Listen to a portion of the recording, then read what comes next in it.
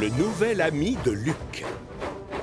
La carrière de la Montagne Bleue est un endroit particulièrement bruyant dans lequel grouille tout un tas de machines. Et il ne faut pas avoir peur des explosions. Le soleil est en train de se coucher, mais les locomotives de Bellevue qui travaillent à la carrière sont loin d'avoir terminé. Allez, ça descend. Prochain arrêt, le fond de la carrière. On fait la course jusqu'au déchiqueteur. Celui qui arrive le premier passera avant l'autre pour prendre les cailloux. C'est d'accord.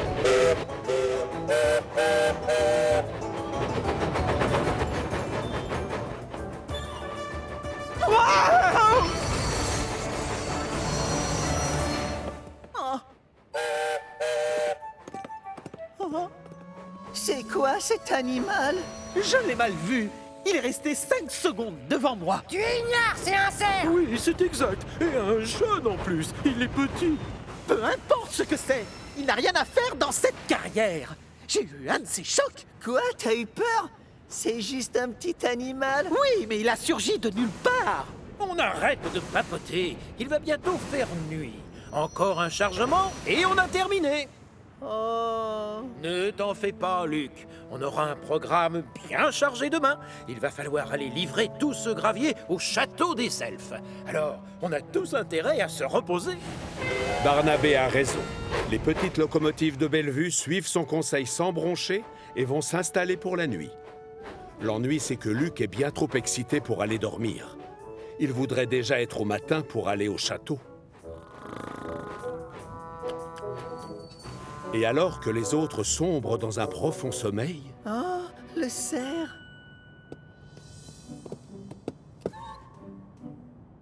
Hé, non, reviens. Je ne te veux pas de mal. Salut, petit animal.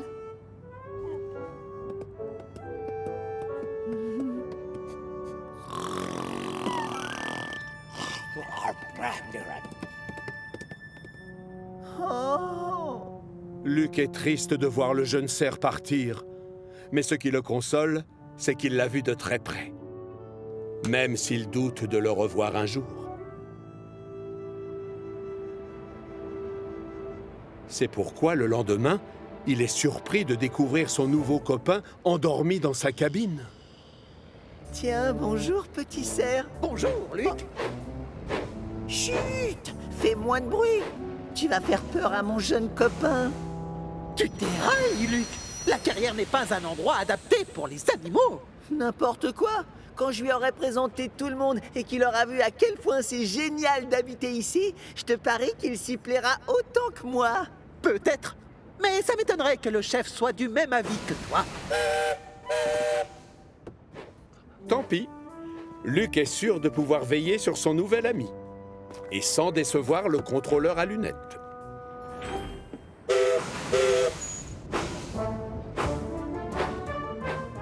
Il roule doucement pour ne pas effrayer le fan. Mais c'est bruyant, une carrière.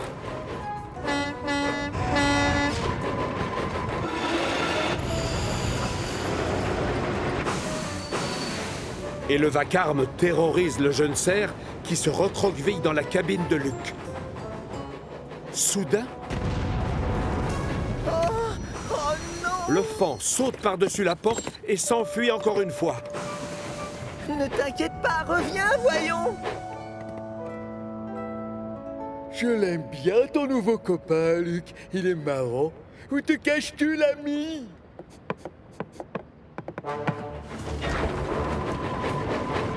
C'est parti, ça descend.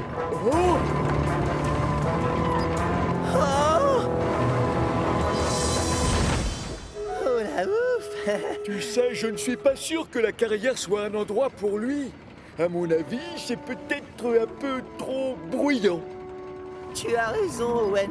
Je ne vois qu'un moyen pour arranger ça. On va tous faire un effort et travailler sans faire de bruit. Oh, misère. Eh oui, le jeune cerf est de retour dans la cabine de Luc. Et ça fait très plaisir à tous ceux qui travaillent dans la carrière. Ils ont tous compris que c'était le bruit le problème. Donc, chacun s'applique à rouler le plus silencieusement possible, à soulever des blocs de pierre sans trop grincer, ou à reculer sans relâcher de la vapeur. Seulement, c'est trop beau pour durer. Peter Sam est tellement concentré sur sa chaudière pour éviter de faire du bruit qu'il ne regarde plus où il met les roues. Et c'est la catastrophe.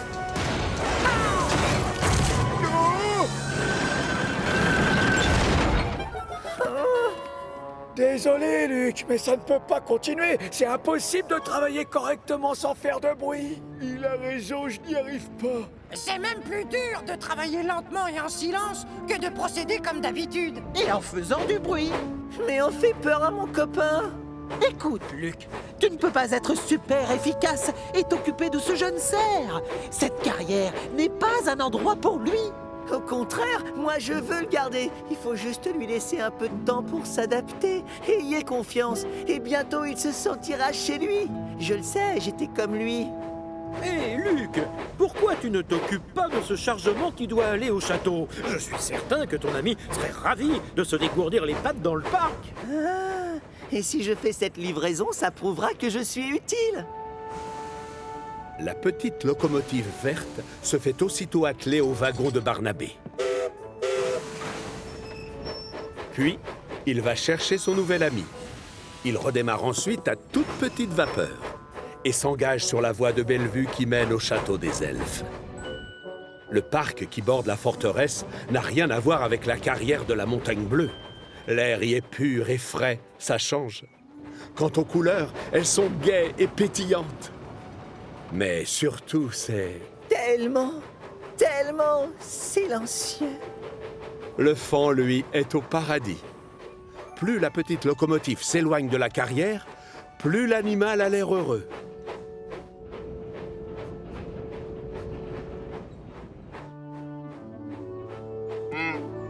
Oh, t'as vu, cerf?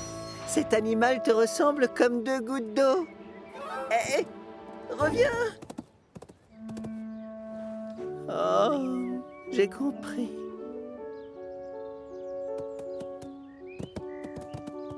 Vas-y, suis ta maman. Cours, elle t'attend.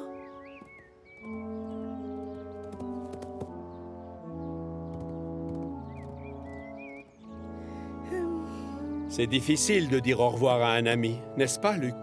Mais ça console de savoir qu'il sera plus heureux ici avec sa famille.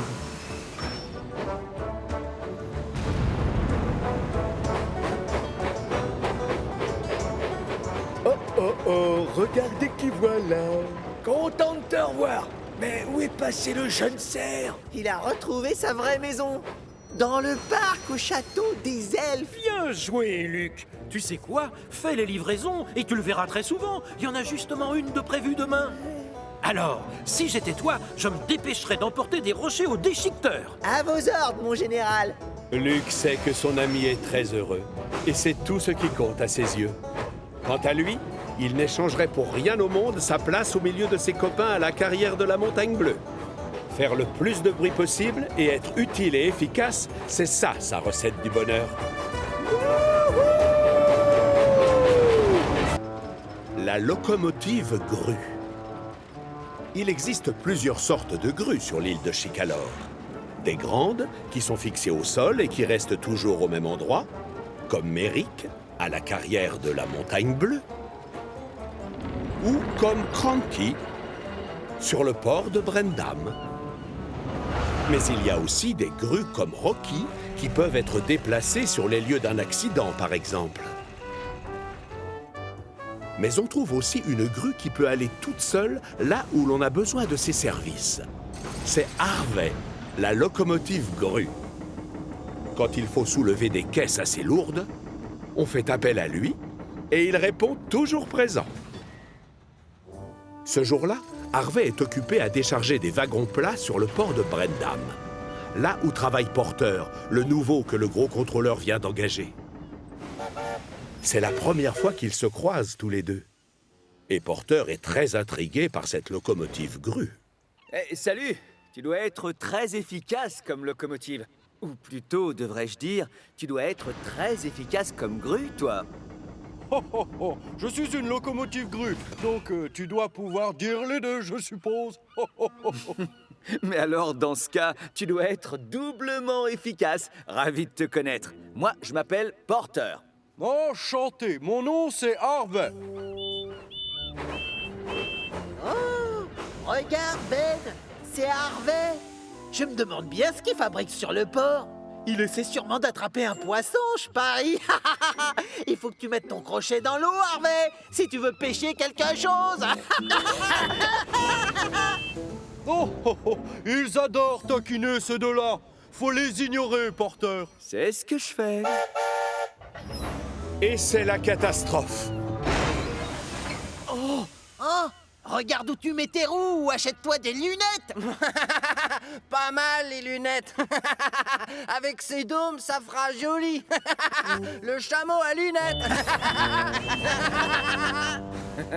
C'est vrai, je me cogne tout le temps dans des wagons. Je te l'avais dit, ils sont connus pour leur méchante taquinerie. C'est pas grave, Harvey. Je suis très fier de mes 3 dômes. Et d'ailleurs, je les trouve plutôt utiles. Alors ça m'est égal ce qu'on raconte sur moi. Grâce à ces dômes, je suis spécial. Rassure-toi, ça glisse comme sur un canard. Je ne comprends pas. C'est une façon de parler, ça veut dire que ça m'est égal. Je laisse les moqueries glisser sur moi, je fais l'indifférent. Un peu comme l'eau glisse sur les ailes d'un canard. Un peu plus tard, Harvey a terminé son travail et tous les wagons plats sont prêts à être livrés à la ville des Vicaires.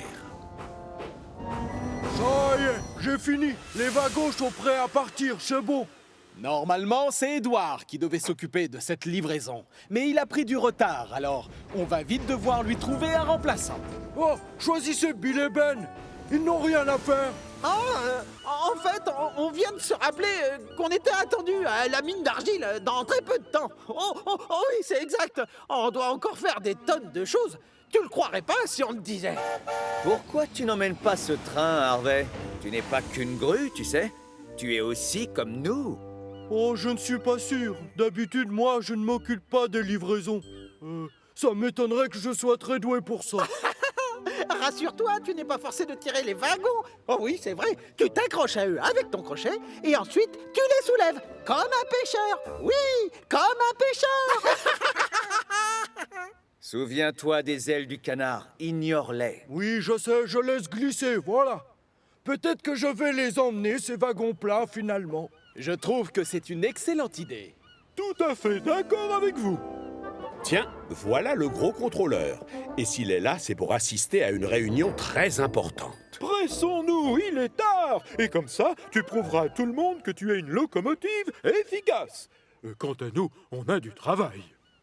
Et c'est ainsi qu'Harvey se retrouve attaché à plusieurs wagons plats particulièrement lourds. Et alors qu'il met le cap sur la ville des Vicaires, il a la chaudière qui bouillonne de joie et de fierté. Normalement, le travail que l'on confie à Harvey consiste surtout à soulever des objets. Mais après tout, comme c'est aussi une locomotive, rien ne l'empêche de tirer aussi des wagons. Oui, je ne suis pas qu'une grue. J'ai aussi un moteur et des roues. Harvey arrive au pied de la colline de Gordon. Et alors qu'il gravit tant bien que mal la côte, les wagons deviennent de plus en plus lourds. Et le pauvre Harvey commence à s'essouffler. Oh, mais qu'il est lourd ce train. Et ça monte. C'est beaucoup plus difficile que je le croyais, dis donc. Oh. Allez, continue, Harvey.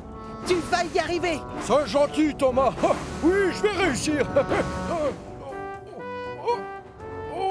Enfin, félicitations. Voilà le sommet. Je l'ai fait, oui. La descente maintenant. Accrochez vos ceintures. Entraîné par le poids de sa cargaison, Harvey file à fond les wagons. Mais ça n'a pas l'air de lui faire peur. Descendre une côte avec des wagons lourds, c'est plus facile que je ne le pensais. Mais plus il se rapproche du virage au bas de la colline, plus il comprend qu'il roule trop vite et que même s'il freine, il risque fort de finir sa course dans les pâquerettes. Oh non.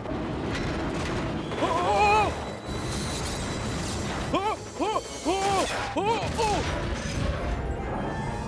Heureusement, personne n'est blessé. Je savais que je n'aurais jamais dû accepter ce travail. Je leur avais dit que je n'étais pas très doué pour ces choses-là. Oh, j'espère que les jumeaux ne vont pas me voir. À tous les coups, ils vont se moquer de moi. Tu t'accroches à eux avec ton crochet et ensuite tu les soulèves. Comme un pêcheur. Oui, comme un pêcheur. Mais oui, j'avais oublié mon crochet. Du coup, je vais pouvoir remettre mes wagons plats sur les rails. Ah! Bill et Ben, essayez de faire pareil.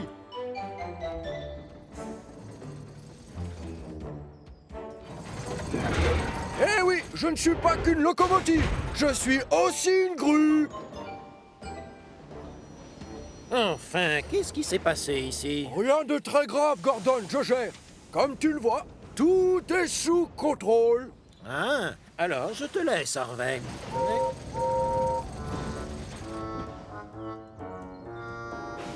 Très vite, les wagons plats sont de retour sur les rails et aucune roue tordue n'est à signaler. Harvey s'attelle à eux et redémarre à toute vapeur en croisant les pistons pour ne pas avoir pris trop de retard.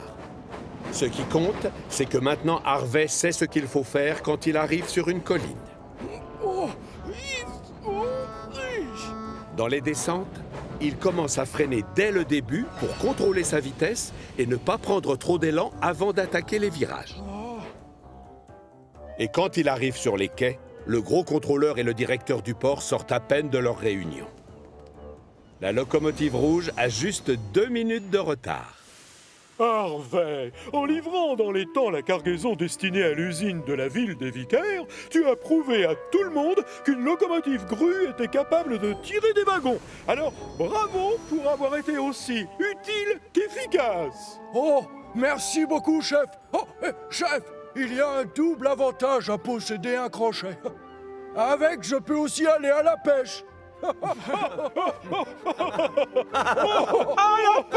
la pêche. Oh, elle est très bonne. Gordon en panne sèche. C'est l'été sur Chicalor. Et ce jour-là, la météo a prévu de la canicule. Thomas se rend à la gare des Quatre Vents en compagnie d'Annie et Clarabelle, ses wagons fétiches. Le gros contrôleur lui a confié pour mission de s'occuper du train local sur la ligne principale. Mais avant, il doit remplir son réservoir d'eau. Près du quai, Gordon, qui n'a pas l'air de bonne humeur, attend Percy qui doit lui amener ses wagons. Où sont passés mes wagons? J'en ai assez qu'on me fasse attendre à chaque fois. Peut-être que tu devrais aller les chercher toi-même? Non, les grosses locomotives comme moi ne s'abaissent pas à ce genre de choses, je te signale. Moi, je m'occupe du train express. Autrement dit, le transport de passagers le plus important de tout Chicalor. Les trains locaux ont autant de valeur. Personnellement, moi, je les trouve trop lents. Ils sont obligés de s'arrêter à toutes les gares, alors que l'express, lui, ne fait halte que dans les grandes gares de l'île. Ça change tout. Mais voilà Percy qui arrive enfin avec les wagons de Gordon. Thomas avance jusqu'au château d'eau pour faire le plein avant de repartir. Attention, laissez passer l'express. Un peu plus loin, Paxton redescend de la carrière de la Montagne Bleue avec un chargement de grosses pierres. Il est loin de se douter que Gordon roule sur la même voie, mais dans l'autre sens. Le signal passe au rouge juste au moment où Paxton se rapproche dangereusement de l'aiguillage. Vite, Paxton, freine! L'express passe avant tout. Une grosse pierre se retrouve projetée dans les airs et atterrit lourdement sur la chaudière de Gordon qui est obligé de s'arrêter. Pardon, Gordon, tu n'as pas trop mal? Tu as une grosse bosse sur le flanc, ça va aller?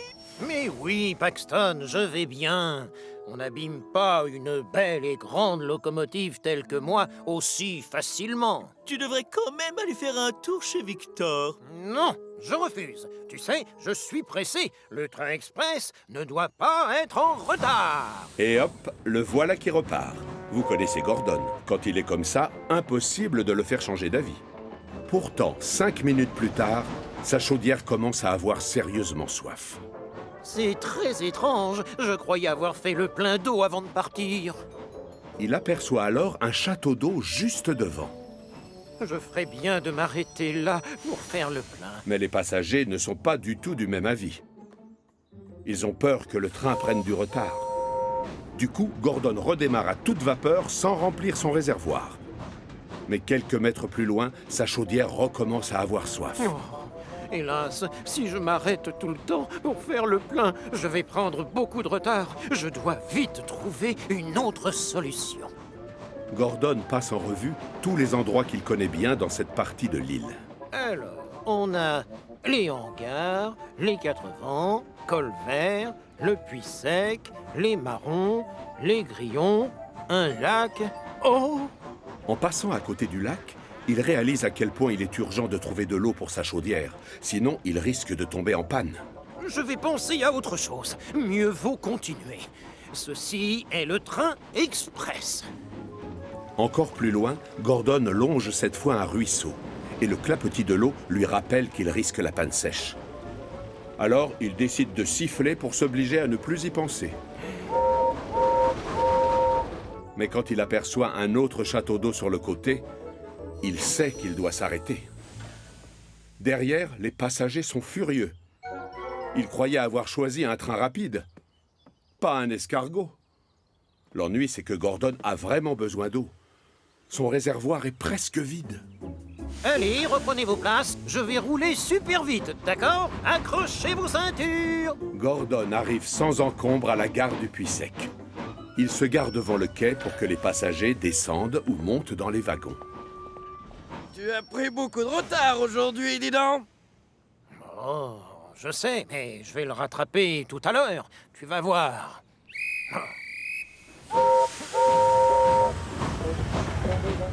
Gordon redémarre. Mais il a à peine parcouru quelques mètres que sa chaudière recommence à avoir soif. Mais non, c'est rien. Roule, allez, c'est rien. Roule, avance, ne pense à rien. Il faut continuer. Il aperçoit alors un troisième château d'eau sur le côté. Seulement, cette fois, il continue tout droit.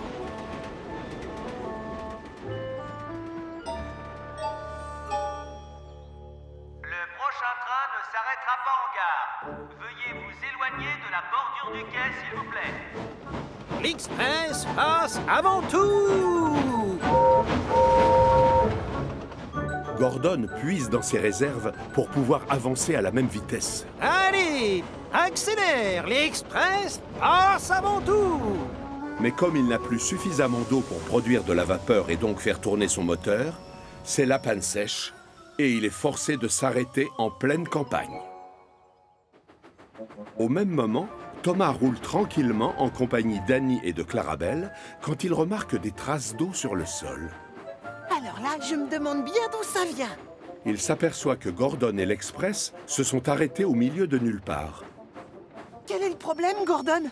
Pourquoi tu t'arrêtes ici? Il n'y a pas de gare. Eh bien, je n'ai plus d'eau, je suis en panne. Ah, je me demande si ta chaudière n'aurait pas une fuite. J'ai vu qu'il y avait de l'eau sur la voie. Une fuite dans ma chaudière, c'est le genre de choses qui n'arrive jamais aux grandes locomotives comme moi. Salut Thomas. Salut Gordon. Tout à coup, Gordon se souvient de l'incident. Ah, la grosse pierre. Mais oui, bien sûr. D'ailleurs, on voit parfaitement le trou qu'elle a fait en tombant. Oh, quelle humiliation! J'aurais dû écouter tes conseils, Paxton. J'aurais dû demander à Victor de regarder ma carrosserie après avoir été cogné par la pierre. Eh bien, oui. Ne t'inquiète pas, Gordon. Je m'occupe de tes passagers. C'est vrai que je roule plus lentement que toi, mais moi, mon réservoir est plein. Si ça t'arrange, je peux te remorquer jusqu'à l'atelier de Victor. D'accord, je ne suis pas aussi rapide que toi, mais je suis super fort. Les passagers de Gordon s'installent donc dans Annie et Clarabelle. Ensuite, Paxton déplace les wagons vides et les met sur une voie de garage. Mais quand il essaie de pousser Gordon, celui-ci ne bouge pas d'un centimètre. Gordon, tu n'aurais pas serré ton frein à main? Peut-être bien. Dans ce cas, desserre-le, ça m'aiderait beaucoup. Comment veux-tu que je te pousse avec tes freins? Gordon est trop fier. Il n'a pas du tout envie d'être remorqué jusqu'à chez Victor. Seulement, s'il refuse l'aide que lui offre gentiment Paxton, il risque de passer la nuit à la Belle Étoile. À contre-cœur, Gordon desserre donc son frein à main. Puis, il laisse Paxton l'emmener jusqu'à l'atelier de réparation. Tous ceux qui voient passer le convoi sont très étonnés de voir Gordon rouler lentement sur la voie principale. C'est tellement rare de ne pas le voir foncer à toute vapeur. Oh, quelle humiliation! Victor a été prévenu et les mécaniciens se mettent tout de suite au travail. 2 heures plus tard, le trou a été colmaté et Gordon est de retour. Bien sûr, toutes les locomotives sont déjà au courant de sa mésaventure et les moqueries fusent de tous les côtés. N'oublie pas de remplir ton réservoir, Gordon. Les chaudières ont souvent soif. Et ne t'approche pas des pierres volantes. Gordon sait qu'on va se moquer de lui pendant longtemps. Mais cette histoire lui aura servi de leçon. Dorénavant, sa priorité, c'est sa chaudière. Un raccourci pour Thomas. Ce jour-là, le soleil brille au-dessus de la petite île de Chicalor. Thomas est tranquillement en train de travailler en compagnie d'Annie et de Clarabelle, quand soudain, il croise Bertie qui roule sur la route d'à côté. Salut les escargots! Ignore-le, Thomas. Il adore se moquer de nous. Mais vous n'êtes pas des escargots. Vous filez aussi vite que le vent. Oh, ce n'est pas de nous qu'il parlait.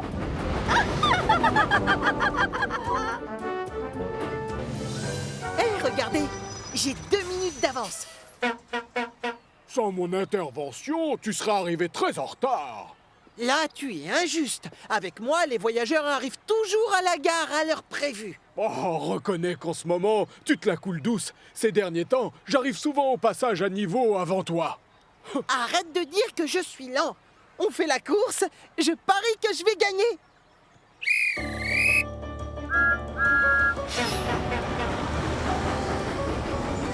Thomas et Bertie adorent faire la course ensemble. De temps en temps, c'est Bertie qui est le plus rapide. Surtout quand Thomas doit attendre que des moutons libèrent le passage. Mais parfois, c'est Thomas qui arrive en tête. Par exemple, quand Bertie doit patienter pendant qu'on répare la route et qu'il y a du trafic. Roule moins vite, Thomas. Les chaînes vont se briser. Ou tu vas te casser un essieu. C'est moi qui suis en tête, c'est moi qui vais gagner. Malheureusement, ces derniers temps, à chaque fois qu'ils font la course, et même si Thomas roule à fond les wagons, Oh non! c'est toujours Bertie qui gagne. C'est fou comme tu te traînes en ce moment, mon pauvre Thomas. Thomas a beau se creuser la cheminée, il n'arrive pas à comprendre comment Bertie peut gagner la course à chaque fois. J'ai roulé encore plus vite que d'habitude. Un peu plus tard dans la journée, leurs chemins se croisent à nouveau. Mais Thomas boude dans son coin et refuse de faire coucou à son ami. Allons, ne sois pas fâché. Pour te consoler, je vais t'avouer mon secret. Quoi? Quel secret? Ça fait 1 semaine qu'on m'a dérouté. En fait, maintenant, je prends un raccourci. Du coup, mon trajet est beaucoup plus court. Thomas n'en croit pas ses pistons. Il ne savait pas qu'on avait le droit de prendre des raccourcis pendant la course. Cette nuit-là, Thomas est tellement en colère qu'il n'arrive pas à dormir. C'est un tricheur. J'aime faire la course avec lui, mais si on le déroute, ça change tout. Ça veut dire quoi, être dérouté, au fait? Ça signifie que tu ne prends pas le même chemin que celui que tu avais l'habitude de prendre. Et en quoi ça te dérange, ça, Thomas? Bertie prend un raccourci maintenant. Alors forcément, il arrive avant. Tout à coup, une idée géniale fuse dans la cheminée de Percy. Dis donc, et pourquoi tu prendrais pas un raccourci, toi aussi? Tu diras que tu as été dérouté, tout comme Bertie. Thomas réfléchit et se dit que c'est une excellente idée. Mais ces wagons ne sont pas du tout du même avis. Il n'y a pas de raccourci sur la ligne principale, tu le sais. Si tu prends un autre chemin, tu risques d'oublier une gare ou de mettre en retard tes voyageurs. Tant pis, Thomas est déterminé. Bertie a le droit de se dérouter, moi aussi. Un peu plus tard, Thomas arrive à la gare des Fleurs, pile au même moment que Bertie. Certains passagers descendent du train et d'autres montent, encore plus nombreux. Mais dès que les portes des wagons se referment, Thomas redémarre à toute vapeur. Au revoir, Bertie. À très bientôt, Thomas. Cette fois-ci, pas question de perdre la course. Si Bertie a le droit de se dérouter, moi aussi. Thomas s'approche d'un croisement où les rails partent vers la gauche. Peut-être que c'est un raccourci. Non, pas de chance. C'est juste une voie de garage pour les locomotives qui veulent se reposer. Et le revoilà sur la ligne principale. Quelques mètres plus loin, Thomas tombe sur une autre voie qui s'écarte sur la gauche. Peut-être que c'est un raccourci. À notre avis, non. À notre avis, non. Cette fois-ci, Thomas découvre une vieille gare abandonnée. Oh, flûte. C'est tout sauf un raccourci. Dommage. On t'avait prévenu. On t'avait prévenu. Les passagers commencent à se plaindre. Mais Thomas refuse toujours de s'avouer vaincu. Il finit par trouver une portion de voie assez ancienne qui conduit vers la forêt.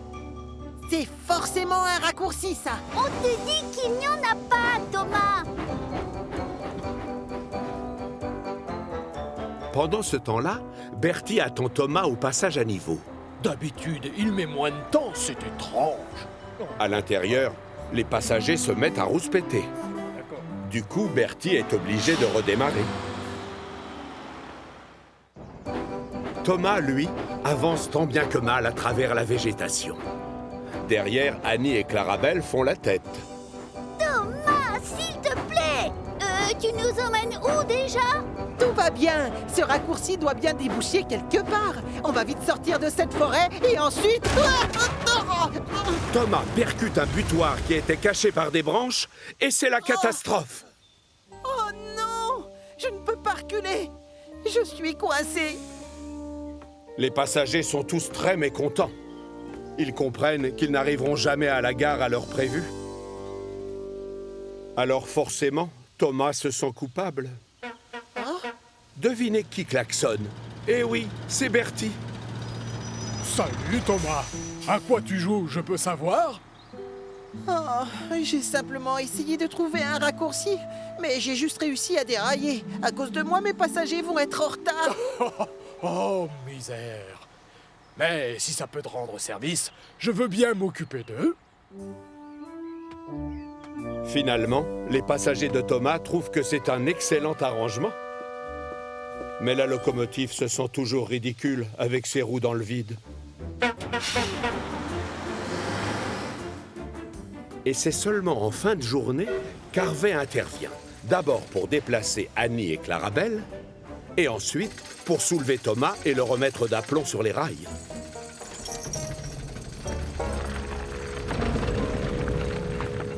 Bien évidemment, le gros contrôleur est très en colère. Tes passagers n'aiment pas arriver en retard et tu le sais très bien. Et à cause de toi, j'ai dû bouleverser tout mon planning. C'est regrettable et j'en suis désolée. En fait, je voulais trouver un raccourci. Mais promis, je ne quitterai plus la ligne principale dorénavant. Quelques jours plus tard, Thomas est de retour aux Quatre Vents. Comme il doit transporter des voyageurs, il vient chercher Annie et Clarabelle. Thomas! Oh, ravi de te voir! Tu nous as manqué! C'est très gentil, merci mesdemoiselles. Et vous aussi, vous me manquiez. Thomas a promis au gros contrôleur de ne plus jamais prendre de raccourcis. Et on peut lui faire confiance pour tenir sa promesse. Que le meilleur gagne, l'escargot!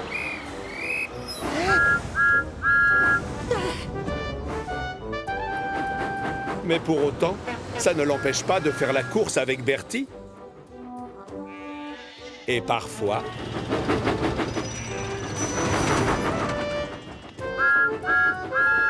c'est même Thomas qui arrive le premier. Qui est qui? Bill et Ben sont jumeaux. Alors forcément, ils se ressemblent. Beaucoup même. Bonjour, Ben. Bonjour, Bill. Comme on les confond tout le temps, on a collé des plaques sur leurs flancs avec leurs prénoms. Bill et Ben. Le problème, c'est que les jumeaux cultivent leur ressemblance. Ça leur permet de faire des farces à leurs amis. Ce jour-là, Bill et Ben sont en train de travailler sur la ligne principale quand tout à coup, une locomotive ultra rapide leur grille la priorité en passant devant eux à la vitesse d'une fusée. Les jumeaux en restent bouche bée. Tu le connais, toi, Bill? Je l'avais jamais vu avant. Thomas, tu l'as vu, la locomotive super rapide qui vient de passer? Tu veux parler de Connor? C'est une locomotive moderne qui vient d'être engagée. Il s'occupe des passagers qui viennent du continent. En tout cas, il a l'air assez vaniteux. Je me trompe? Ça ne suffit pas de foncer comme ça et de faire peur aux autres locomotives. Connor n'est pas vaniteux, je le connais bien. Et je le trouve même drôlement sympathique. Visiblement, les jumeaux ne sont pas du tout du même avis. Un peu plus loin, Bill et Ben sont en train de traverser le tunnel de Henry quand soudain... Salut les jeunes! Devinez qui les croise dans l'autre sens, roulant à fond les wagons. Ah, c'était encore lui, hein, Bill? J'en ai l'impression, oui. Oh, peut-être qu'on devrait lui donner une leçon à notre façon. Qu'est-ce que tu en dis? Pourquoi pas, ça lui apprendrait. Et c'est ainsi que pour se venger, les jumeaux décident de jouer un mauvais tour à Connor. Justement, voilà la locomotive fuselée qui traverse le pont séparant Chicalor du continent. Bill l'attend devant le stop. Bonjour, super fusée. Salut l'ami, moi c'est Connor. Et moi, Bill. Ça te dirait de faire la course, Connor? Toi contre moi, d'ici jusqu'au château des elfes. Ce ne serait pas loyal, Bill. Ne le prends pas mal, mais je suis bien trop rapide. À moins que je ne me serve que d'un seul piston. Un seul piston? Non, je refuse. Roule aussi vite que ça te chante. Tu serais étonné de voir à quel point je suis rapide. Très étonné, même. Bon, d'accord, j'accepte. Mais je t'aurais prévenu. Maintenant! Les locomotives démarrent à fond les wagons. Mais Bill est vite distancé.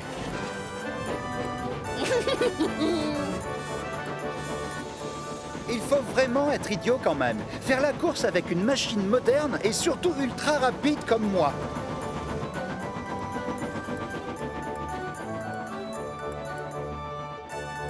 Et pourtant, quand Connor arrive au château, une surprise l'attend. T'en as mis du temps, dis donc! Je croyais que t'étais une fusée! Connor est persuadé que c'est la même locomotive qu'il a laissée près de la passerelle, alors qu'en fait, c'est son jumeau. Et comment? Par quel... Explique-moi comment tu as fait. Je ne t'ai jamais vu me passer devant. Oh, c'est parce que je devais rouler trop vite pour toi. Tu n'as pas senti un courant d'air à un moment? Ne sois pas susceptible. On n'a qu'à faire la belle. Tout de suite, ça te va? On fait la course dans l'autre sens. D'accord. Les voilà de nouveau sur la ligne de départ. À vos marques, prêts? Partez!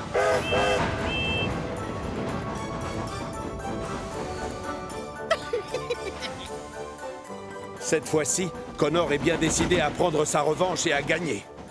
Il est tellement obsédé par la victoire qu'il consacre toute son attention à la voie et malheureusement, il ne remarque le signal qui passe au rouge que trop tard. Et c'est la catastrophe. Henry, non, attention!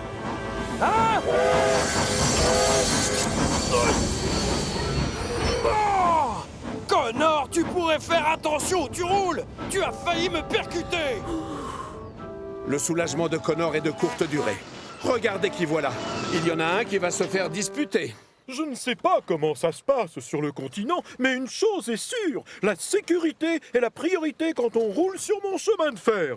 Aucune locomotive n'a le droit de passer quand l'un des signaux vire au rouge. Je tiens à vous faire mes excuses. Ça ne se reproduira pas, mais je... En voilà un qui tombe à pic. Oh, misère! Qu'est-ce qui s'est passé? Ah, les choses vont se corser. Oh non! Le pauvre connard est tombé en panne, chef! Oh, évidemment, vous êtes deux. Et vous vous êtes moqué de moi. Je me demandais comment vous pouviez être plus rapide. Bill et Ben, j'aurais dû me douter que vous étiez derrière cette histoire. Il est grand temps que je mette un terme à vos farces stupides. C'est allé trop loin. Le gros contrôleur ordonne à Bill d'aller à l'atelier de réparation pour se faire repeindre en une autre couleur. Comme ça, tout le monde pourra enfin savoir lequel est Bill et lequel est Ben. Bonjour, Bill. Sois le bienvenu chez nous. J'ai cru comprendre qu'il fallait te repeindre. Je suis pas Bill, moi c'est Ben. Et toi, tu peux parler à mon frère Bill. Attends, je vais le chercher. Oh non, non, non, reste là. Tu essaies de me jouer un mauvais tour, mais le gros contrôleur m'a prévenu, alors ça ne marche pas. Et c'est ainsi que Bill se retrouve avec une carrosserie non plus jaune comme son frère jumeau, mais bleue. Comme tu es chou! Pas la peine d'en rajouter, Ben. Bill est déjà assez vexé comme ça. Et puis, quel est l'intérêt d'être différent? Une idée fuse alors dans la cheminée de Ben. Le lendemain, Ben profite de l'absence de Victor pour aller faire un tour à son atelier. Salut, Kevin! Moi, c'est Bill! Je viens faire repeindre ma carrosserie. C'est le gros contrôleur qui m'envoie. Bill? Mais pourtant, je croyais qu'on l'avait déjà fait hier. Hein? Tu crois? Moi, je m'en souviens pas. Réfléchis, j'aurais la carrosserie d'une autre couleur si vous m'aviez repeint hier. Peut-être qu'on devrait attendre, Bill. Victor ne va plus tarder. Oh, mais dans ce cas, alors, vu que tu refuses de repeindre ma carrosserie, je vais devoir aller le dire au gros contrôleur. Non, fais pas ça. D'accord, installe-toi, Ben. Je vais chercher la peinture. Non, tu veux dire Bill? Désolé. Bill.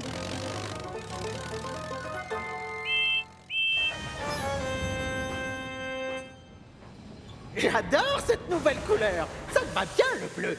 Même chose pour toi, Bill. Qu'est-ce que c'est que cette mascarade? Kevin!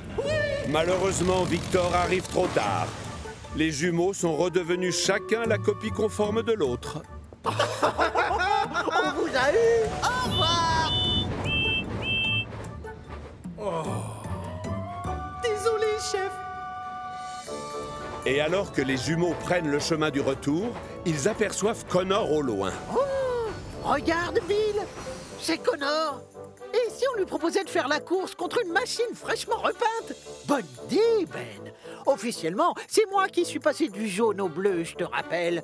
Je vais voir s'il veut bien faire la course jusque chez Victor. Salut, Connor. Tu me reconnais, j'espère. Allez, on fait la revanche? Maintenant que ton frère jumeau est en jaune et toi en bleu, d'accord. On va jusque chez Victor, alors. Allez, appuie à fond sur l'accélérateur. Pourquoi veux-tu que je me fatigue? Scruff se fait beau. Vous connaissez la décharge de Whiff sur la petite île de Chicalor? Il y a toujours beaucoup d'agitation là-bas. Ce n'est pas le travail qui manque, croyez-moi. Mais ça tombe bien, parce que Whiff et Scruff adorent s'occuper des wagons poubelles et de leur contenu. Allez, on déchiquette! Paré à rouler, Scruff? Paré à rouler, Whiff!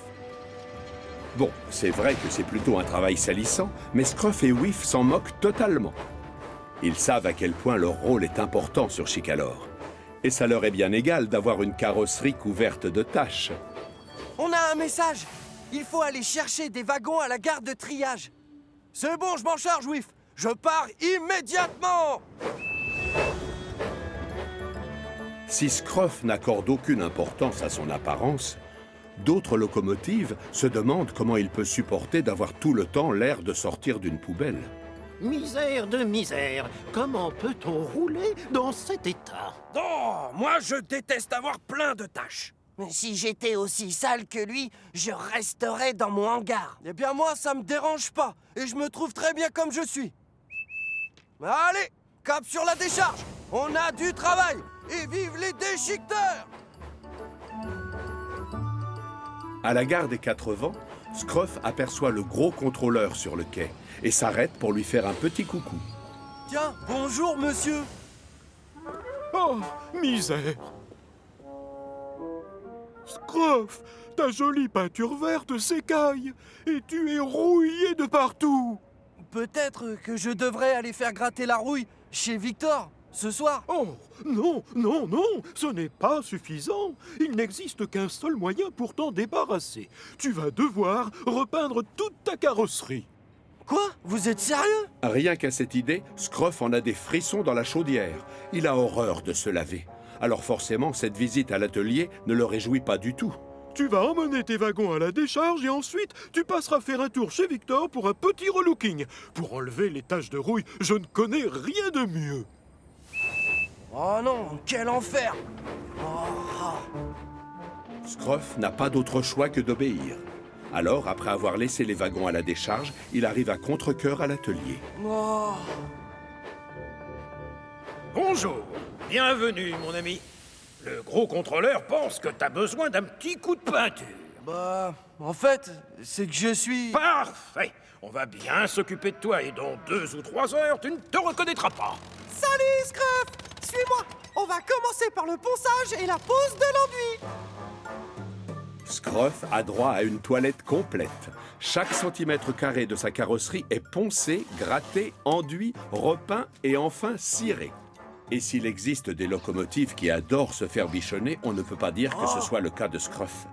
D'ailleurs, à la fin de la séance, il n'a plus qu'une seule envie, retourner à toute vapeur à la décharge et se remettre au travail. J'étais sûr que ce serait pas drôle. Scruff, mon ami, tu es très in. J'adore, quelle élégance. Désolé Victor, mais je sais pas ce que ça veut dire. Je te traduis. Tu es très beau. Oh, oh, regardez-moi. Je n'ai plus de taches et ma peinture brille. Qu'est-ce que t'en penses, Scruff? Bah, en fait, je me trouve plutôt mignon. Si le client est satisfait, alors on l'est aussi. Merci beaucoup, Victor. À toi aussi, Kevin. C'est bizarre, mais en fait, je me sens comme neuf. La chaudière de Scruff bouillonne de bonheur. Sa peinture brille sous les rayons du soleil et il a l'impression d'être le roi du monde. En plus, toutes les locomotives qu'il croise lui font des compliments. Magnifique, Scruff. C'est fou comme ça peut te changer. Ta carrosserie est presque aussi étincelante que la mienne. Incroyable. Pendant l'absence de son ami, Whiff a fait ce qu'il a pu pour faire le travail tout seul. Coucou, Whiff. Comment tu me trouves? Est-ce qu'elle te plaît, ma nouvelle peinture verte? Oui, très jolie, Scruff. Tu tombes bien, je suis très content de te revoir. On est surchargé de travail et j'ai besoin que tu m'aides. Que je t'aide? Si tu pouvais simplement déplacer ces wagons, ce serait très gentil. Non, ça c'est vraiment pas possible. Je risque de me tâcher et il faudrait tout refaire. Ah, alors dans ce cas, tu n'as qu'à t'occuper de ceux qui sont sur la voie 3. Désolé, Whiff. Je n'ai pas envie de mettre de la vieille huile de vidange sur ma nouvelle peinture verte. Peut-être que je devrais aller chercher un travail qui soit un peu moins salissant. Thomas est en train de faire embarquer des passagers à la gare des Quatre Vents au moment où Scruff arrive pour trouver quelque chose d'autre à faire. Salut Thomas! Salut, Scruff. Tu es sacrément splendide aujourd'hui. Et j'entends bien le rester toute la journée. Alors, j'aimerais savoir si par hasard, ça t'ennuierait si je m'occupais d'Annie et Clarabelle aujourd'hui? Mais c'est mon travail, tu le sais bien. Toi aussi, tu as une tâche bien précise. À la décharge, pas vrai? Non, plus maintenant. Je vais salir ma belle carrosserie si je retourne travailler dans cet endroit poussiéreux, sale et malodorant. Tout l'après-midi, Scruff parcourt toute l'île à la recherche d'un nouveau travail. Bonjour, Percy. Salut, Scruff. Oh, je l'adore, ta nouvelle peinture. Merci. Tout à l'heure, je me demandais si j'aurais le droit de m'occuper du courrier aujourd'hui. Mais ça, c'est mon travail. Toi, tu t'occupes des poubelles, non? Si, c'est ça le problème. Chacun a déjà un rôle bien défini dans l'équipe. Et personne n'a envie d'échanger sa place avec celle de Scruff. Tu veux tirer mon train express? Non, franchement, c'est ridicule. Tu vois bien que tu es trop petit et trop lent pour tirer un train pareil. Et puis d'ailleurs, tu travailles déjà à la décharge. Mais je suis propre et ma carrosserie, elle est comme neuve. Oui, je veux bien reconnaître que tu as fière allure, mais si tu ne fais pas le travail qu'on t'a donné, tu ne seras plus jamais considéré comme utile et efficace par tous les autres. Et ça, pour Scruff, ce serait le pire de tous les déshonneurs. Au fond de lui, il sait très bien que Gordon a raison. Toutes les locomotives qui travaillent sur Chicalor ont à cœur de montrer que l'on peut toujours compter sur elles.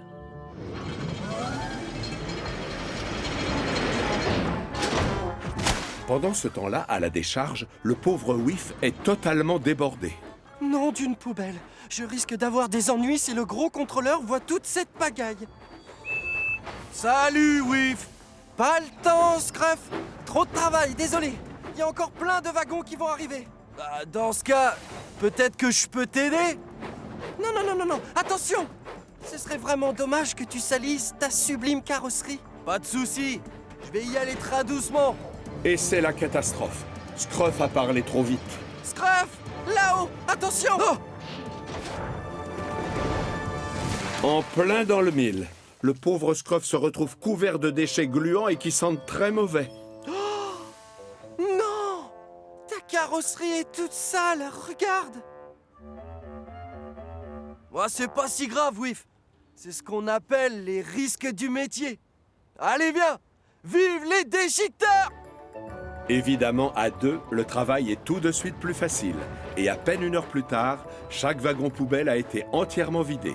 Leur contenu a été trié et les choses sont finalement redevenues comme avant. Pareil pour Scruff, d'ailleurs. Je suis fou de joie, tu sais. Ça fait plaisir de retrouver mon cher collègue. Moi aussi, je suis ravi, Whiff. Tu sais quoi? En y repensant, je n'échangerai mon travail à la décharge et ma vieille carrosserie tachée de partout avec personne d'autre. Le héros de Henri. Henri et Hiro sont tous les deux particulièrement costauds. Du coup, c'est à eux que l'on confie les trains les plus lourds. Ce jour-là, Henri et Hiro se retrouvent pour faire le plein de charbon. J'ai bientôt terminé. J'espère qu'il restera assez de charbon pour moi. On doit transporter beaucoup de choses lourdes aujourd'hui. Allons, ne t'inquiète pas, Henri. Il en reste plein. Ensuite, les deux locomotives passent à la carrière de Farquhar chercher des wagons remplis à ras-bord. Puis, ils foncent jusqu'au port où on les attend avec impatience. Mais pendant la traversée de Chicalor, la cheminée de Hiro se met à rejeter de la vapeur toute sale. Oh! Hiro! Hiro! Il y a de la fumée noire qui s'échappe de ta cheminée! Oui, mais de la tienne aussi! Je me demande bien pourquoi! Tiens, voilà Duck. Il va peut-être pouvoir les renseigner. Oh, dommage! Apparemment, vous avez pris le mauvais charbon qui a été livré ce matin. Pardon? On m'a demandé d'aller en chercher du nouveau pour le remplacer. Non, on ferait mieux d'attendre. Je pense que c'est plus prudent, pas toi? Pas question. On peut très bien rouler avec celui-là. On produit toujours de la vapeur. On n'a pas le choix. On doit avancer à tout prix. On attend de nous que l'on se montre utile et efficace. Henri n'a pas envie de décevoir son chef et son ami. Mais cette histoire de charbon l'inquiète. Ne m'en veux pas, Hiro, mais je préfère retourner à la gare de triage et attendre que le nouveau charbon soit livré. Henri abandonne donc Hiro avec tous les wagons et retourne s'installer dans son box. Hiro, en revanche, refuse de baisser les pistons. Seulement maintenant, il n'a personne pour l'aider. Oh, misère! Il y a beaucoup trop de wagons maintenant. Je n'y arriverai jamais tout seul. Soudain, une idée fuse dans sa cheminée. Je vais d'abord emmener la moitié du convoi sur le port, et après je reviendrai chercher l'autre moitié. Aussitôt dit, aussitôt fait. Hiro se sépare d'une partie du train qu'il laisse sur une voie de garage. Mais au bout de quelques kilomètres, sa fumée se fait de plus en plus noire.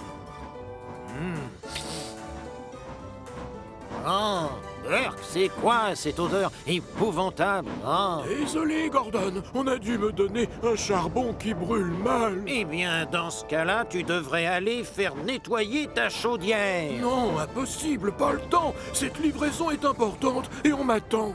Pour Hiro, le travail passe avant tout. Mais alors qu'il roule vers le port, sa chaudière se met à faire de drôles de bruits. Oh non! Ce n'est vraiment pas le moment de me lâcher. Écoutez-moi ce boucan. On a l'impression que tes essieux sont complètement tordus. Désolé, mais je n'ai pas le temps, Thomas. J'ai encore plein de wagons à aller chercher. À chaque fois que Hiro traverse une gare, les gens le regardent bizarrement, en se demandant ce qui provoque cet étrange vacarme. Puis, il se bouche le nez. Mais rien n'arrête Hiro. Il s'attelle au wagon et retourne sur le port à toute vapeur. Mission accomplie. Le train complet est arrivé à bon port, c'est le cas de le dire. Mais voilà le gros contrôleur. Ah, Hiro, tu tombes bien.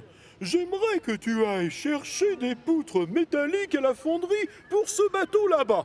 Elles pèsent très lourd, je te préviens. Tu auras besoin de Henry pour t'aider à tirer le convoi. Oui, bien, monsieur. Mais quoi, Hiro? Je veux que tu reviennes au plus vite. Le bateau part à 16 heures. Hiro sait qu'il doit aller faire nettoyer sa chaudière. Mais on ne refuse rien au gros contrôleur. Oui, monsieur. Dis-moi, mon grand, comment se fait-il que ta vapeur soit si noire? Ce n'est pas normal! Hiro ne prend pas le temps de répondre à son chef. De toute façon, avec ce boucan, il entend très mal ce qu'on lui dit. Il retrouve Henry à la gare de triage. Henry, ça y est, j'ai livré tous les wagons de la carrière. Mais maintenant, j'ai vraiment besoin de toi. Quoi? Tu as réussi à tirer le convoi en entier? Même avec le mauvais charbon? Ça n'a pas été facile, c'est vrai. Mais parfois, tu sais, on n'a pas le choix et on doit avancer. Ah, tu crois? J'attendais que le bon charbon soit livré pour reprendre le travail. Mais puisque tu arrives à rouler sans encombre, peut-être que je peux retourner sur les rails, moi aussi. Et c'est ainsi que les deux amis prennent le chemin de la fonderie. Ensuite, ils repartent avec les wagons plats sur lesquels sont disposées plusieurs rangées de poutres métalliques. C'est Hiro qui tire et Henry qui pousse. C'est dingue comme ils sont lourds, tous ces wagons plats! Oh, dis donc! Arrête de parler, s'il te plaît! On doit absolument être sur le port avant que le bateau ne parte pour un autre pays! Les deux locomotives traversent la campagne à fond les wagons. Quand tout à coup, la chaudière de Henry se met à faire les mêmes bruits que celle de Hiro. Ma chaudière est en train de grincer très bizarrement, Hiro! Pourquoi on n'irait pas voir si le nouveau charbon est arrivé? Non, Henry! On est super pressé! Le bateau doit partir à 16 heures! Mais alors qu'il se lance dans la montée sur la colline de Gordon, un bruit encore plus étrange que les autres résonne. Incroyable! Ce n'est pas Henry qui freine, c'est Hiro. Bon bah alors! Pourquoi tu t'arrêtes? C'est ma chaudière qui s'est bloquée, je crois. Cette fois, c'est sûr, c'est la panne. Je te demande pardon. C'est toi qui avais raison. On aurait dû aller chercher l'autre charbon. À cause de moi, on n'arrivera jamais sur le port avant le départ du bateau. Ne t'inquiète pas, Hiro. Tu m'as appris qu'il fallait avancer à tout prix. Et donc, c'est ce que l'on va faire tous les deux.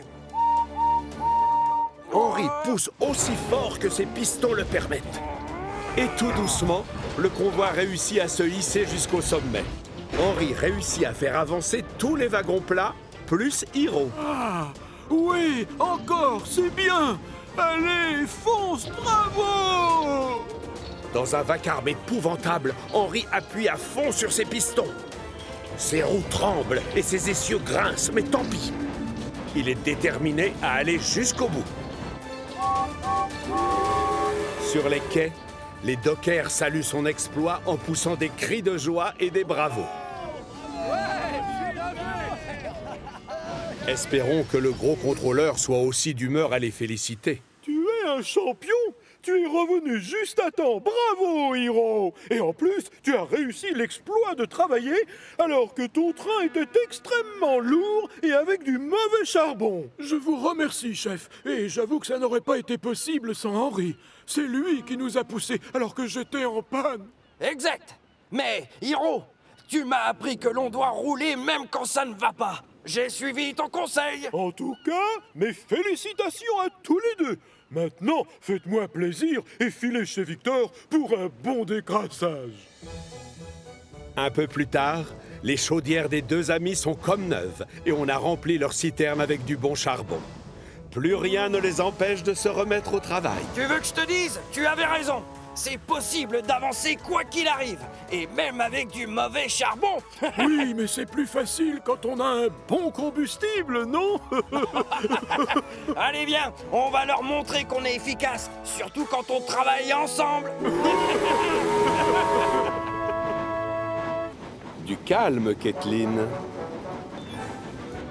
Regardez-moi ce beau coucher de soleil. Il annonce la fin d'une journée qui a été particulièrement chargée. À la petite gare du Château des Elfes, Kathleen vient chercher les derniers passagers avant de repartir sur le continent. Et c'est la catastrophe. Oh! Qu'est-ce qui se passe? Apparemment, une des chaînes attachées à un wagon s'est brisée. Or, Kathleen a un gros défaut. Elle n'est pas patiente pour un sou. Mais elle est bien obligée d'attendre. Longtemps. Jusqu'à ce que la chaîne soit enfin réparée et qu'on l'autorise à partir. Mais à ce moment-là, ça fait belle lurette que la nuit est tombée. Pour rattraper son retard, Kathleen appuie à fond sur l'accélérateur. Mais près du pont qui mène au continent, les ennuis recommencent. Oh non! C'est quoi cette fois? Écoute, désolé Kathleen, mais le pont des Vicaires est fermé. On doit faire de la maintenance. Tu vas devoir attendre jusqu'à demain matin. Je veux que tu ramènes tes passagers là-haut à la gare du château. Vous allez devoir tous passer la nuit sur Chicalor. Dans les wagons, les passagers ronchonnent en apprenant la nouvelle. Mais bizarrement, Kathleen, elle, est ravie d'avoir une occasion de passer un peu plus de temps sur l'île. Chef, c'est la première fois que je passe la nuit sur Chicalor. Je peux dormir à la gare de triage? Oui, enfin, ça devrait pouvoir se faire s'il reste de la place. Calme-toi, Kathleen. Je ne sais pas ce que les gens du continent ont l'habitude de faire à cette heure de la nuit, mais sache que sur l'île de Chicalor, nous, en tout cas, on dort. Pardon, monsieur. Bien, tu vas emmener tes passagers à la gare des Coquillages lentement et sans faire de bruit. Apprends à faire attention aux autres. Kathleen fait de gros efforts pour rester calme pendant que ses passagers descendent des wagons. Mais quand le chef de gare lui donne le signal de départ, elle est bien trop excitée pour se rappeler ce que le gros contrôleur lui a dit un peu plus tôt. Elle ne se souvient plus qu'il faut penser à tous ceux qui veulent dormir et ne pas faire de bruit. À la gare de triage, les locomotives sont en train de faire refroidir leurs chaudières et de mettre leurs pistons au repos, quand soudain...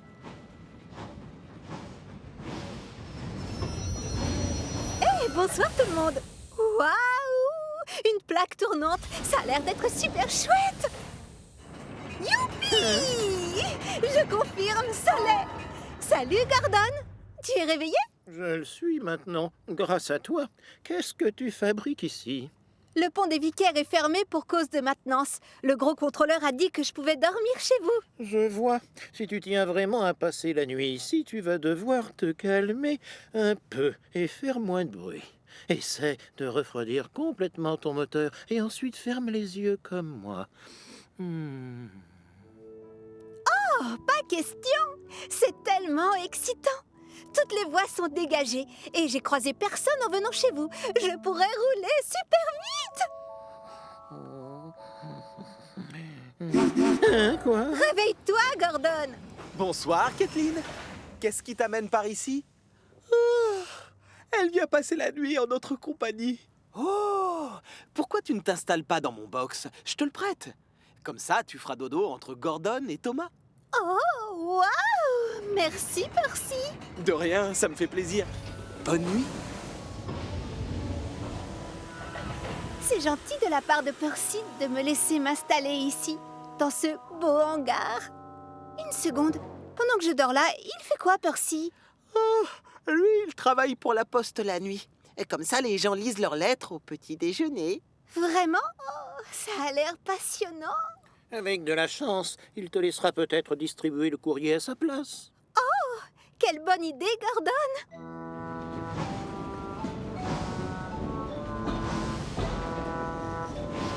Hé, Percy, je peux m'occuper du courrier ce soir? S'il te plaît, dis oui. Percy n'est pas très chaud pour confier son précieux train à Kathleen, mais comme ça fera plaisir à ses amis qui veulent dormir, il accepte. Oh, prends-le, je te le prête. Chouette! Mais attention, à cette heure, les habitants de Chicalor sont tous endormis. Il faut que tu penses à eux et que tu fasses la tournée en silence. Aucun problème. Aucun problème, merci. Kathleen traverse ensuite l'île à fond les wagons avec le train de la poste, mais elle est tellement excitée qu'elle a totalement oublié les consignes de Percy.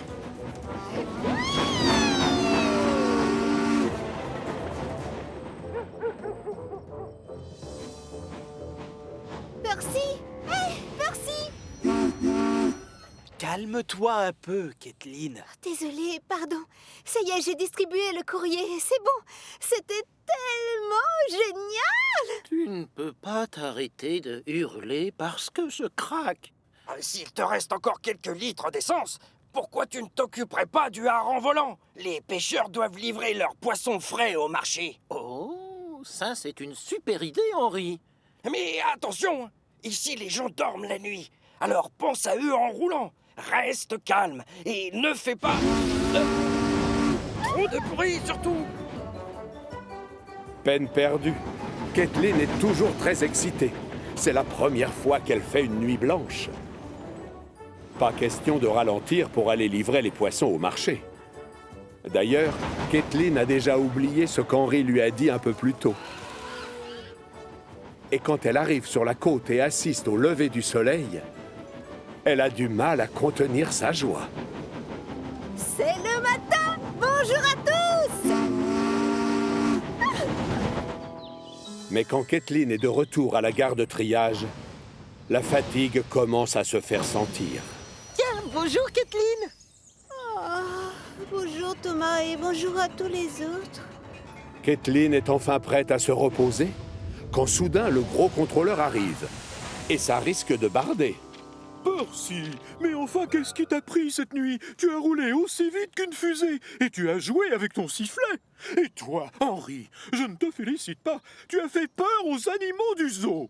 Par votre faute, personne n'a réussi à fermer l'œil de toute la nuit.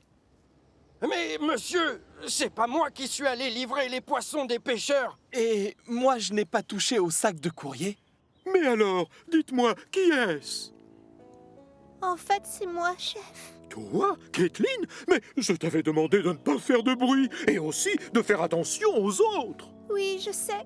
Mais j'ai oublié tellement j'étais excitée à l'idée de passer la nuit ici sur Chicalor. J'avais juste envie de me rendre utile et d'aider les autres. Je suis désolée.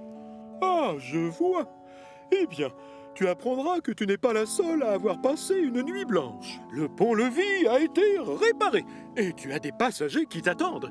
Alors, si tu tiens toujours à me prouver que tu es efficace... Merci beaucoup, chef. Et c'est donc tranquillement et en faisant le moins de bruit possible que Kathleen va chercher ses passagers. Le problème, c'est qu'elle est tellement fatiguée après avoir fait la course toute la nuit qu'elle s'endort en plein milieu du pont des Vicaires. Hé, réveille-toi, Kathleen! Quoi? Oui? Oh, je suis là. Oui, j'avance. Kathleen se demande alors si elle n'aurait pas mieux fait la veille d'aller se coucher en même temps que les autres. La journée va être très longue. Flynn déprime. Ce jour-là, Thomas est chargé de faire le tour de Chicalor en compagnie du gros contrôleur et d'une équipe d'inspecteurs des chemins de fer. Parfait. C'est bon, tout est en ordre. Alors maintenant, nous allons au centre de recherche et de secours. D'accord, Thomas? Bien, chef. C'est parti, on y va! Au centre de recherche et de secours, Belle et Flynn attendent de passer l'inspection avec impatience. Regarde! J'arrive à atteindre ce grand arbre sans problème. Et alors? Moi aussi, je le touche. Et aussi celui qui est derrière, par-dessus le marché. Oh. Je vous présente nos 2 véhicules de pompiers. Belle et Flynn. Ah, je vois. Les canons à eau de Belle sont directement reliés à sa citerne. C'est très pratique, ainsi que vous venez de le voir il y a 2 minutes. Belle? Désolé, monsieur. Bien. Très impressionnant. Flynn, d'un autre côté, a un réservoir spécial pour approvisionner ses lances à incendie et ses canons. Et, cerise sur le gâteau, il peut à la fois rouler sur des rails et sur la route. Exact. Tenez, voilà comment je procède pour faire l'échange. C'est super facile. Bonne idée. C'est plutôt utile. Néanmoins, j'ai une petite question à vous poser. Vous avez vraiment besoin de 2 véhicules de pompiers? Un seul suffirait, non? Si nous vivions sur une île minuscule, j'imagine que oui. Seulement, moi, je trouve que nous sommes plus en sécurité avec 2. Oui, je vois. Bien pensé. Oh, au travail! La cloche sonne, on a un incendie. Vite, il y a le feu dans une remise près du puits sec. Il faut y aller. Belle met tout de suite le cap sur la gare du Puits Sec. Elle sait qu'il n'y a pas 1 minute à perdre. Mais comme c'est plus rapide d'y aller par la route, Flynn change de roue et quitte la voie ferrée. Super pompier Flynn, à la rescousse! J'avance encore plus vite que le vent! Flynn aperçoit au loin une épaisse fumée noire. Il n'est plus très loin quand tout à coup... Oh non! C'est pas le moment d'avoir un pneu crevé! Pauvre Flynn, ce n'est pas son jour de chance, on dirait. Il est coincé en plein milieu de la route. Et il ne peut que regarder Belle arriver sur le lieu de l'incendie. En quelques minutes, elle éteint le feu sans l'aide de personne. Sous les regards très impressionnés des 3 inspecteurs. Belle est une excellente recrue pour les pompiers. Je confirme, elle est douée. Bien joué, Belle. Bravo, là tu nous as épatés. On se sent beaucoup plus en sécurité en sachant que tu es là. Arrêtez les compliments, Belle est toute rouge. Vous êtes trop gentil, merci. Flynn, lui, est terriblement déçu. Oh, normalement, c'est moi qui aide les autres et aujourd'hui, c'est moi qu'on doit venir secourir. Je suis désolé, Butch. Allons, n'en fais pas toute une histoire, Flynn. Tu te rachèteras la prochaine fois. Oui, tu as raison, évidemment. Et puis après tout, c'est pas grave un pneu crevé. Je suis toujours Flynn le flamboyant. Quelques jours plus tard, la sonnette d'alarme retentit à nouveau. Oh! Harold a remarqué un début d'incendie alors qu'il survolait la forêt pelée. Belle est prévenue? Non, elle n'est pas là. Il n'y a que toi. Je m'en occupe. Super pompier Flynn, à la rescousse!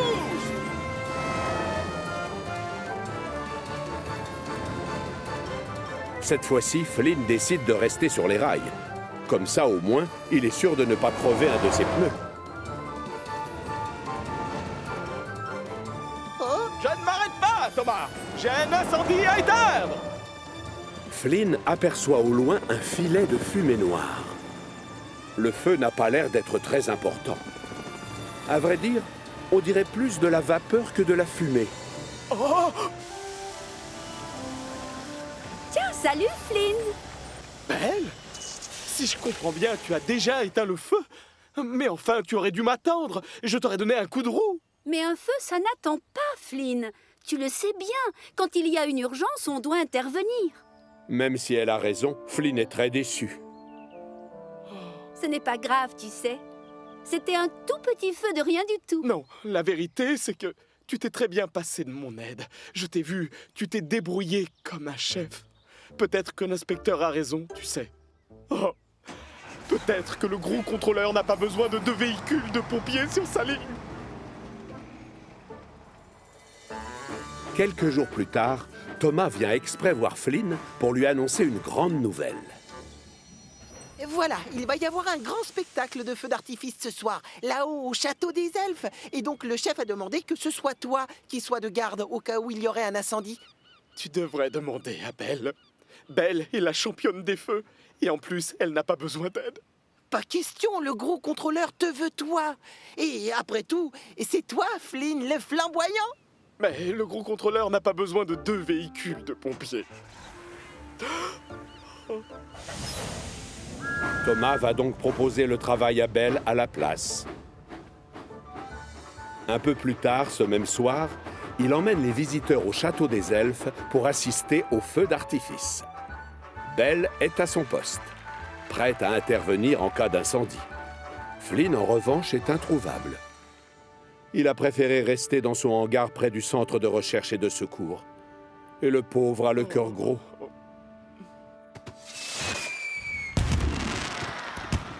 Thomas est aux premières loges pour admirer les premières fusées qui transpercent le ciel. Le spectacle est grandiose.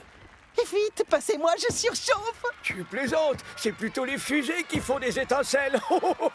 Tu savais qu'il y avait de la poudre dedans? Belle est la seule à ne pas avoir les yeux rivés au ciel, au cas où quelqu'un ne s'écrie. Au feu! Vite, au feu! Dépêche-toi! Tu dois foncer sur les lieux. Je te dis qu'il y a le feu. Vous pouvez vous passer de moi. Belle va s'en occuper. En plus, elle est déjà sur place au château des elfes. Oui, mais ce n'est pas au château qu'il y a un incendie. C'est sur le port de Brendam. Belle ne peut pas y aller. Elle est obligée de rester au château. Tu en es sûr? Remue-toi, Flynn. On a besoin de toi. Toi seul peux éteindre le feu avant qu'il ne détruise les hangars. Bon, d'accord. C'est bon, j'y vais. Super pompier Flynn, à la rescousse! Le feu s'est déclaré à l'intérieur d'une remise et des hommes essaient désespérément de l'éteindre. Mais avec des seaux, ils n'ont aucune chance, alors que Flynn, lui, a tout le matériel qu'il faut. Flynn le flamboyant, à votre service! Des lances à incendie, des canons à eau et en prime, une citerne renfermant des centaines de litres d'eau. Sans oublier des roues qui lui permettent de rouler sur des rails ou sur du goudron. Grâce à Flynn, l'incendie est rapidement éteint.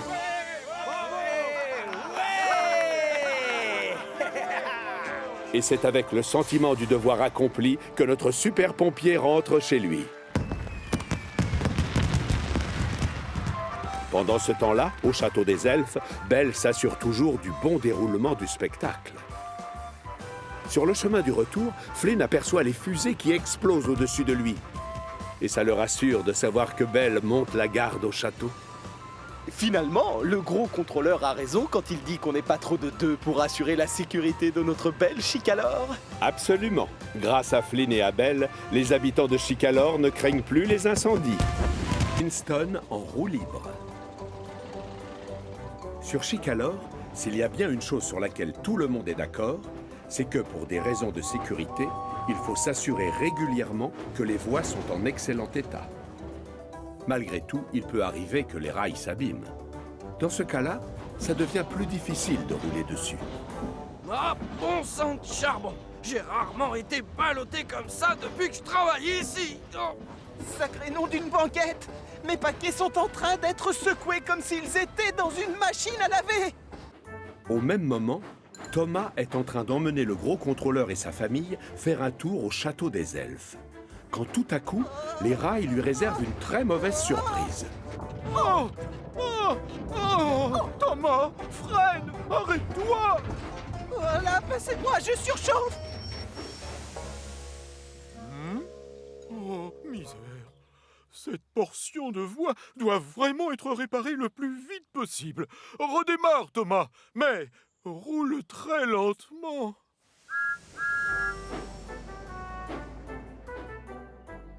Très vite, l'équipe technique du gros contrôleur prend les choses en main. Chaque jour, le chef monte dans sa nouvelle voiture et passe faire sa tournée d'inspection. Il tient à vérifier lui-même que les travaux avancent bien.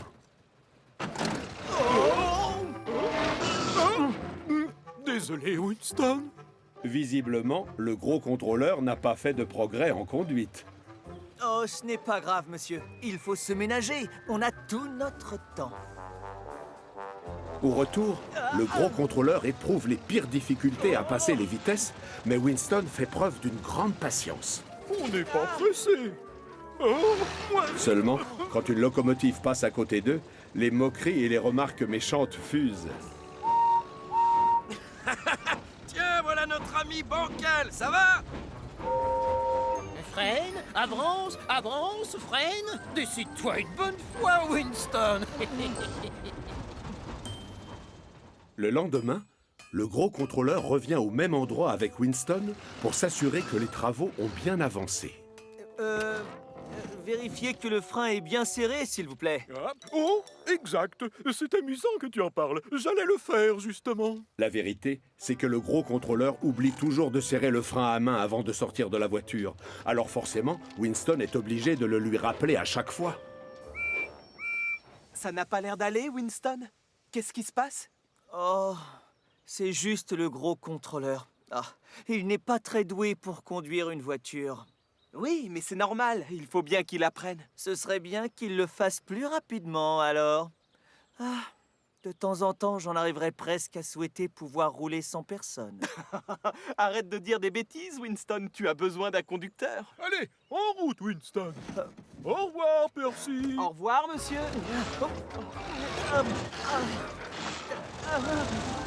Et les voilà repartis tant bien que mal vers une autre portion de voie en travaux. Le gros contrôleur descend pour faire son inspection. Chef, n'oubliez pas de...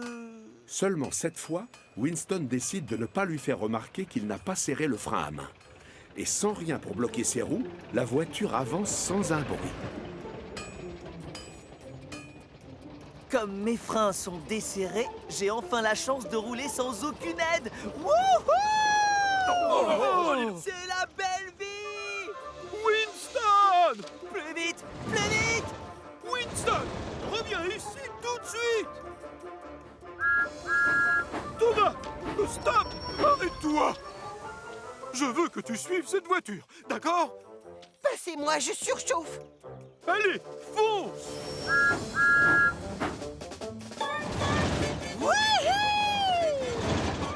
Gordon, regarde! C'est Winston! Et il n'y a personne au volant! Reviens ici tout de suite, Winston! C'est un ordre! Cette jeune voiture roule au-devant des ennuis. Moi, je crains le pire. Loin de paniquer, Winston est au contraire en train de s'amuser comme un petit fou. Pour une fois qu'il peut se promener tout seul, il en profite. Il ne se doute pas que Thomas et le gros contrôleur ne sont pas loin derrière. Je n'ai besoin de personne! De sa cabine, l'aiguilleur s'aperçoit tout de suite que personne n'est au volant. Et il décide de le faire changer de voie. Malheureusement, il réagit trop tard. Et c'est Thomas et le gros contrôleur qui se retrouvent sur une autre voie. Non! Thomas! C'est pas par là!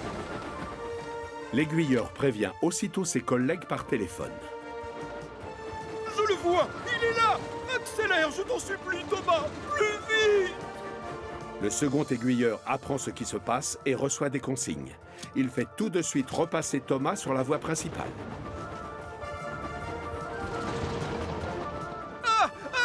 Oui, on le rattrape! Allez, fonce, Thomas! Au même moment, un peu plus loin, Bertie s'arrête devant un passage à niveau. D'où il est, il ne voit pas Winston. Oh non! Les barrières! Bertie, attention! Désolé, Bertie, encore pardon! Reste où tu es, Bertie, c'est dangereux! Laisse-nous passer, c'est une urgence! Et ne bouge pas! D'accord, je vais attendre là alors. J'espère que ce ne sera pas long. 500 mètres plus loin, Winston arrive à un croisement et aperçoit Paxton qui s'apprête à traverser. Normalement, c'est à lui de s'arrêter, mais il n'a aucun moyen de freiner. Attention, Paxton, j'arrive! Wow!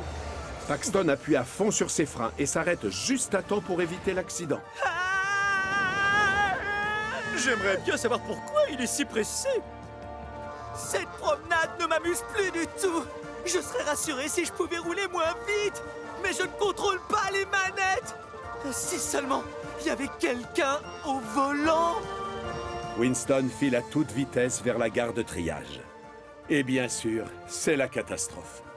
Des wagons sont stationnés sur les voies juste devant lui, mais Winston est incapable de s'arrêter. Non! Vite! Il bloque le passage! Au secours! Au secours! Non! À l'aide!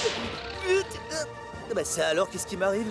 Sans comprendre comment, Winston commence tout doucement à ralentir. Ses roues se mettent à tourner de plus en plus lentement, et au moment où il n'est plus qu'à quelques centimètres du wagon, il s'arrête complètement. Ah, ça, il faudra qu'on m'explique. Je vais le faire, si tu veux. Tu n'as plus du tout d'essence. La voilà, ton explication. J'ai cru que j'allais avoir un accident. Mais c'était vraiment irresponsable de partir sans conducteur. Et dangereux, la preuve. Mais ce n'est pas uniquement de ma faute, chef. C'est vrai. Vous auriez dû penser à mettre le frein à main. Oh, misère. Oh, misère. Ah oui, je vois. Oui, bien sûr. Tu as tout à fait raison, Winston. J'aurais dû penser à serrer le frein à main. Mais moi, j'aurais dû vous le rappeler, monsieur. Cette histoire m'a fait comprendre que j'ai vraiment besoin de quelqu'un au volant. Bien, on repart de zéro, d'accord? Mais sans se presser, il faut se ménager. Le lendemain, toutes les voies ont enfin été réparées, à la grande satisfaction de l'équipe de locomotive du gros contrôleur. Bravo, j'adore! C'est beaucoup mieux! Nos wagons ne vont plus être secoués. On n'aura plus les essieux qui vibrent. Moi, j'en connais un qui gigote toujours. Tout le monde éclate de rire. Seulement cette fois-ci, Winston ne le prend pas mal.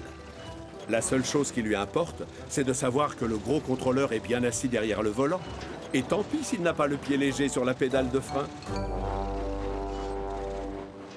Une blague pas drôle. Charlie est un sacré rigolo, et à chaque fois qu'il croise quelqu'un, il ne peut pas s'empêcher de lui raconter une blague. Hé, Salty, pourquoi les pirates ont très mal au foie? Je sais pas, moi. Pourquoi les pirates sont fragiles du foie? Dis-moi. Ils ont les pires rats, en fait. Bravo, elle est bien bonne, celle-là.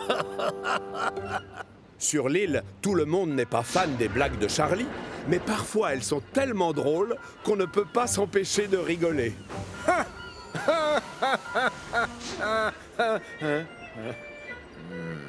J'ai assez entendu de blagues pour aujourd'hui. On travaille ici. Oh, tu ne veux pas que je te raconte cette... Ah! Non, plus tard, Charlie.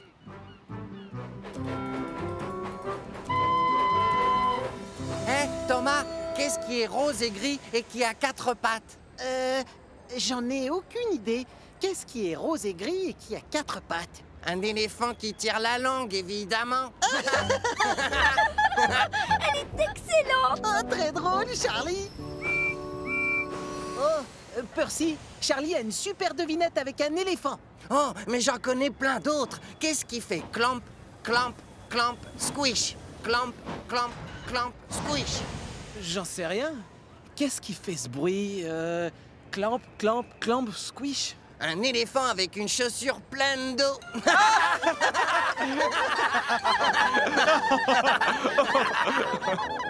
Mais les éléphants ne portent pas de chaussures. Bien sûr, mais c'est bien dommage.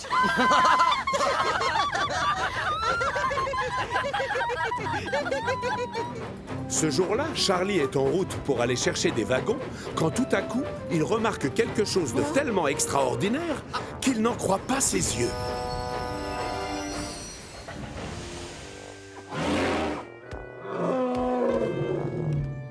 Il était loin de s'imaginer qu'il y avait des éléphants sur Chicalor. Pourtant, il y en a au moins un, puisqu'il est devant ses yeux. Cet éléphant court un grand danger. Il faut vite que je réagisse. Il décide alors de siffler de toutes ses forces pour faire reculer l'animal.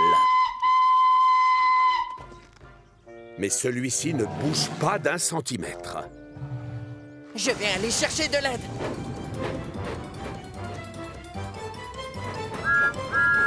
Thomas! Thomas, s'il te plaît, arrête! Qu'est-ce qu'il y a, Charlie? J'ai trouvé un éléphant près des voies, là-bas, derrière. Excuse-moi, mais je n'ai pas le temps de jouer, je suis pressé. Je ne sais pas toi, mais moi, je travaille. Non, c'est la vérité. Il est juste après le virage. Plus tard, Charlie! L'attitude de Thomas étonne beaucoup la locomotive Violette. Un peu plus loin, il croise Percy qui s'en va faire une livraison. Percy, stop! Qu'est-ce qui t'arrive, Charlie? J'ai trouvé un éléphant près des voies. Oh non, pitié, je les adore, tes blagues. Mais si je m'arrête pour t'écouter, je vais être en retard. Mais Percy, reste s'il te plaît! Pas maintenant, Charlie. Percy refuse de croire à son histoire. Charlie en a les pistons qui tombent. Mais alors qu'il arrive au hangar, il est soulagé de voir Henry. Lui, au moins, il va l'aider. Henry! Ah, je suis content de te voir, mon grand. Qu'est-ce qui t'arrive, Charlie? J'ai vu un éléphant près de ma ligne. Ah, désolé, je n'ai pas le temps d'écouter une de tes devinettes. Ah bon, mais c'est la vérité! Pas maintenant, Charlie! Personne ne veut croire que la locomotive Violette a vraiment vu un éléphant. Alors qu'il retourne sur le port, Charlie se demande s'il n'a pas rêvé. Même lui commence à douter. Mais enfin, je l'ai vu, cet éléphant. C'est vrai. Ça a l'air impossible, mais... Wow! L'arbre a cassé le mur. Il a ouvert une brèche. C'est la clôture qui borde l'enclos des éléphants dans le zoo, évidemment. Tout s'éclaire maintenant. J'ai bien vu un éléphant. Il a dû s'échapper et personne n'a encore remarqué son absence.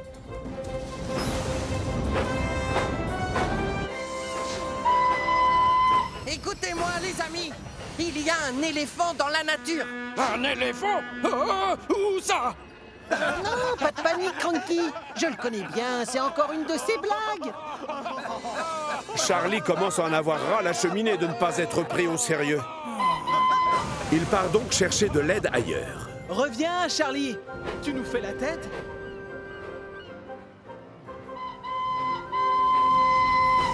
Harold, au secours! J'ai besoin d'aide, c'est très urgent. Dans ce cas, tu as sonné à la bonne porte. Je t'écoute. Des missions de secours, ici, on en fait tous les jours.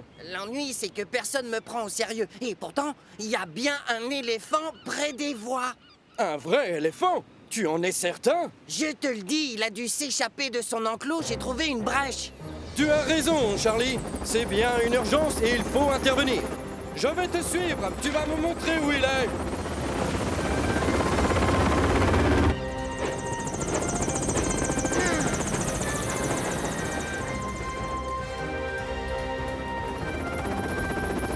Harold a tout de suite envoyé un message radio au zoo pour les prévenir. Et quand il arrive avec Charlie près du mur effondré, les gardiens du zoo sont déjà au travail. Mais l'éléphant est introuvable. Harold prend de l'altitude pour avoir une meilleure vue, pendant que Charlie et le directeur du zoo se chargent des recherches au sol. Oh, j'ai peur. J'espère que l'éléphant ne s'est pas mis en danger tout seul. Ça y est, je crois que je l'ai trouvé. Tout droit à 100 mètres du port. Allez, suis-moi.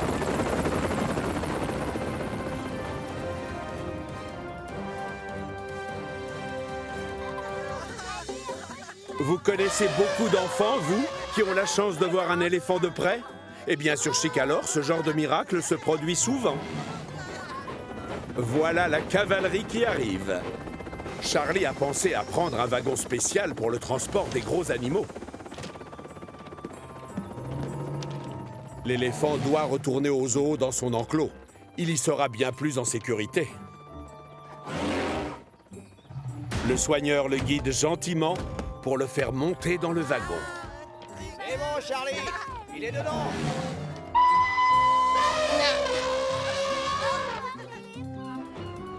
Charlie est obligé de passer par le port pour retourner au zoo. Et ça tombe bien, puisque Thomas, Henry et Percy sont là. Oh, ça alors!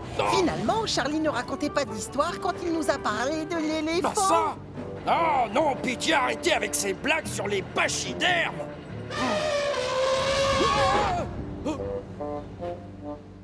Les gens du zoo sont soulagés de voir revenir l'éléphant en bonne santé.